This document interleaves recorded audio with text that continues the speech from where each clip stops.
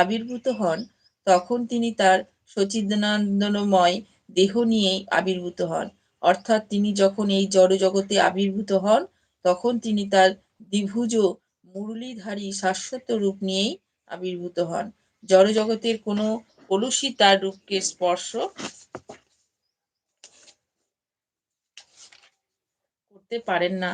কিন্তু তিনি যদি তার অপ্রাকৃত রূপ নিয়ে এই জড়জগতে আবির্ভূত হন এবং সর্ব অবস্থাতেই তিনি সমস্ত জগতের অধীশ্বর থাকেন, তবুও তার জন্মলীলা তার পাঁচজন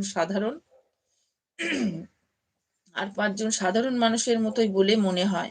তার দেহ যদিও পরিবর্তন হয় না, তবু তিনি শৈশব থেকে পৌগণ্ড থেকে কিশোর এবং কিশোর থেকে যৌবনে উত্তীর্ণ হন। কিন্তু আশ্চর্যজনকভাবে যৌবনের ঊর্ধ্বে তার দেহের আর কোনো রূপান্তর হয় না।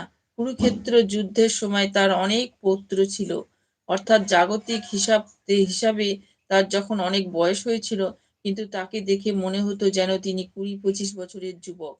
যদিও শ্রীকৃষ্ণ হচ্ছেন অতীত, বর্তমান ও ভবিষ্যতের সর্বকালীন আদি পুরুষ।